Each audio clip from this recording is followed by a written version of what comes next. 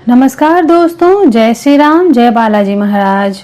दोस्तों, ईश्वर का वास तो हर जगह होता है। वह सृष्टि के कण कण में वास करते हैं, लेकिन जब हम भगवान को उनके मंगल स्वरूप में बनी हुई मूर्ति में देखकर पूजा करते हैं तो हमारी पूजा पाठ का कई गुना लाभ फल हमें प्राप्त होता है। उनकी मूर्ति घर के मंदिर में स्थापित करके आध्यात्मिक ही नहीं बल्कि वैज्ञानिक रहस्य भी होते हैं। दोस्तों, जब हम अपने आराध्य की मूर्ति की पूजा करते हैं, उस समय उन्हें देखते हैं तो हमें बड़े आनंद की अनुभूति होती है। और जब वह मूर्ति ही गिर जाए या जब वो हमारे हाथ से छूट जाए, वह मूर्ति टूट जाती है, तो हमें बहुत पीड़ा होती है, क्योंकि हमारी श्रद्धा और विश्वास मूर्ति से जुड़ चुका रहता है। तो शास्त्रों के अनुसार भगवान की मूर्तियों को नित्य पूजन करने के लिए अपने मंदिर में जब हम पूजा करते हैं तो हमारे श्रद्धा और विश्वास में उससे वृद्धि होती है। लेकिन दोस्तों, पूजा घर में देवी देवताओं की मूर्ति रखने का भी महत्वपूर्ण नियम होता है।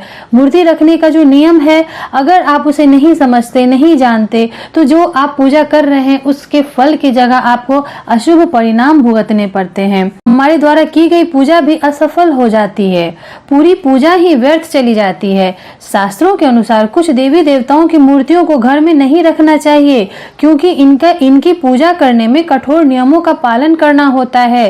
देवी देवताओं की मूर्ति को घर में रखने से पहले आप उनके स्वरूप को ध्यान रख लें, उनका स्वरूप को आप ध्यान कर लें, यह अति आवश्यक होता है। तो आज हम जानेंगे कि पूजा घर में हमें कौन सी मूर्तियां रखनी चाहिए, कौन सी नहीं रखनी चाहिए। हम तो वैसी मूर्ति रखेंगे ना जिससे हमें शुभ फलों की प्राप्ति हो।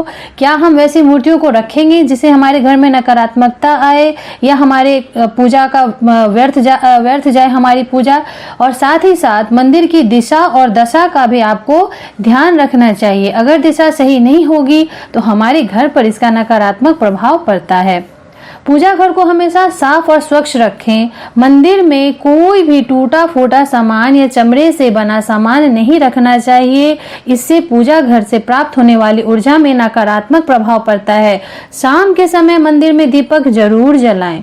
मंदिर को बिना स्नान किए नहीं छूना चाहिए। पूजा घर में गणेश जी की एक ही मूर्ति रखिए। दोस्तों, अभी जो बात बता रहे हैं वो ये बता रही हूँ कि हमें कौन कौन सी मूर्ति रखनी चाहिए और कैसी मूर्ति रखनी चाहिए। तो पूजा घर में गणेश जी की एक ही मूर्ति रखनी चाहिए। वो प्रथम पूज्य श्री गणेश हैं, तो विघ्नहर्ता हमारे गणेश जी की एक ही मूर्ति रखिए। और जहाँ गणेश जी की मूर्ति रखें, ऐसी मूर्ति रखिए जहाँ माँ लक्ष्मी की वो बाईं ओर हो और माँ सरस्वती को देवी लक्ष्मी के दाहिने ओर। तो जिस स्थान पर माँ लक्ष्मी, गणेश जी और सरस्वती माँ की ऐसी तस्वीर हो, उस स्थान पर ना तो कभी अज्ञानता आएगी, ना ही दरिद्रता आएगी और ना ही कोई संकट ठहर पाता है।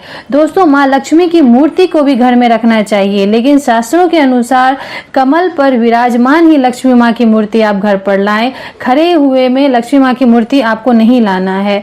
और भगवान विष्णु को लक्ष्मी माँ के साथ रखकर ही आप पूजन करें, क्योंकि जब आप माँ लक्ष्मी की पूजा करेंगी तो नारायण की पूजा होना बहुत ही जरूरी है, तभी माँ स्थिर रूप से आपके घर में वास करेंगी। अब बात आती है दोस्तों कि हनुमान जी की मूर्ति हमें कैसी रखनी चाहिए। हनुमान जी की मूर्ति आपको घर में जरूर रखनी है। उन्हें संकट मोचन कहा गया है। यदि घर परिवार में कलेश है, झगड़े होते रहते हैं, भाई भाई में प्रेम नहीं है, तो आपको राम दरबार का चित्र जरूर लगाना चाहिए। इससे प्रेम व शांति बनी रहती है। शिवलिंग जरूर रखना चाहिए, लेकिन ध्यान रखिएगा शिवलिंग ज़्यादा बड़ा नहीं हो। आपको इस बात का ध्यान रखना है कि आप शिवलिंग को नित्य जल चढ़ा सकें, और आपको शिवलिंग को दूध और जल से शिवलिंग का रोज अभिषेक करना है। अगर आप शिवलिंग नहीं रखते हैं तो आप माता पार्वती, शिव जी और गणेश जी की तस्वीर जरूर रखें। शास्त्रों के अनुसार राधा रानी और श्री कृष्ण जी की मूर्ति एक साथ रखिए। इसे पति पत्नी के बीच प्रेम बना रहता है। और जो वेद कहते हैं, ब्रह्मदेव की मूर्ति घर में रखना वर्जित है। शास्त्रों के अनुसार पति पत्नी के कमरे में हनुमान जी की तस्वीर नहीं रखनी चाहिए। हनुमान जी की तस्वीर अगर आप रखते हैं तो यह गलत होता है, यह वर्जित है। यदि कोई व्यक्ति अविवाहित है तो आप हनुमान जी की मूर्ति अपने कमरे में रख सकते हैं, लेकिन विवाह के पश्चात हनुमान जी की तस्वीर नहीं रखनी चाहिए, क्योंकि वो ब्रह्मचारी हैं। इसलिए आपको इसका खास ख्याल रखना है। शास्त्रों के अनुसार हमारे मंदिर में मृत परिजन की तस्वीर नहीं रखनी चाहिए। दोस्तों, हमारे मृत परिजन की हमें पूजा नहीं करनी चाहिए, क्योंकि उनकी पूजा बस पितृपक्ष में हमें करनी है।